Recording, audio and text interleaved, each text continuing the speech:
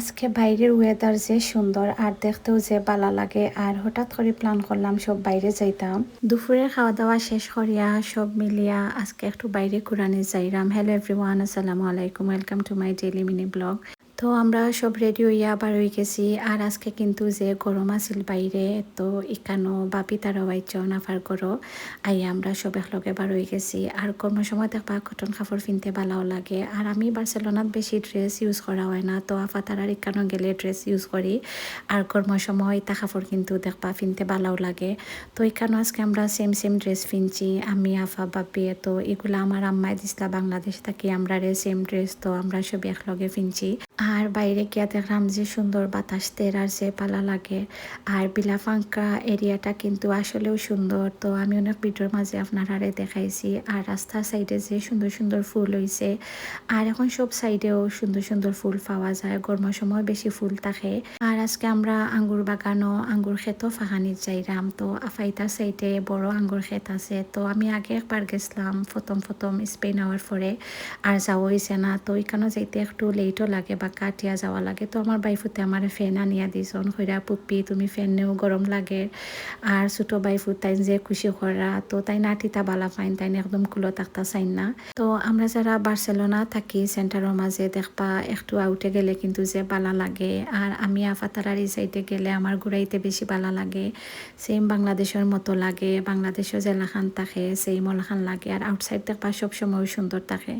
তো আমরা এখানেও ঘোরাঘুরি করিয়া আফাই আর বাবিয়ে ঘর থাকি কিছু ফিটা বানাইয়া নিছিলা। তো আমরা সন্ধ্যার সময় এগুলা খাওয়ার কথা আছিল, তো যেহেতু আমরা বাইরে গেছি গিয়ে, তো বাবি আর আফাই তাই সপ্তাহ পেক করে আনি লাইছন। তো ছোটোখাটো একটা পিকনিকও করে লাইছি, আর ভালো লাগছে। আসলে দেখবা ফ্যামিলির লগে যে কোনো জায়গা গিয়া ঘুরাইতে বা বইতে যে ভালো লাগে। আর আমরা সবে কিন্তু যে এনজয় করছি।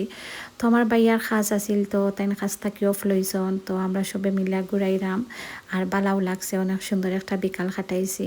তো ওইখানে নুনুর ফিটা নিছন, সাগর ফিটা নিছন, আর বাপি আরও চিনির হান্দেশ বানাইয়া আনছন। তো সবে খাওয়া দাওয়া শেষ করিয়া এখন আমরা আঙ্গুর বাগানও গেছি গিয়া।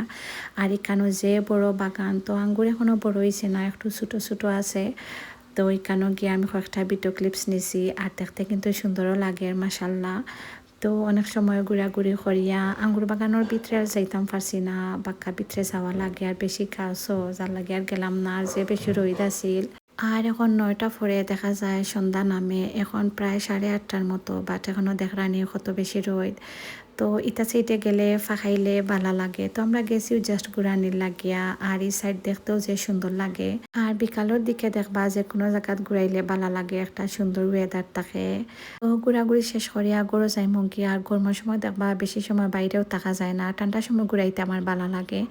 আর গাছের মাঝে এক ধরনের ফল দেখছি, এটা বাংলাদেশের তেঁতুলের মতো লাগছে, জানি না এই ফলের নাম কিতা। তো এখন আমরা গরো যাইরাম গিয়া। আর আজকে আমি আমার বাইয়া গরো যাইমু। তো আফার গরো 2 দিন থাকা হয়ে গেছে, এখন বাইয়া গরো 2 দিন থাকিয়া নেক্সট আমার গরো যাইমু গিয়া।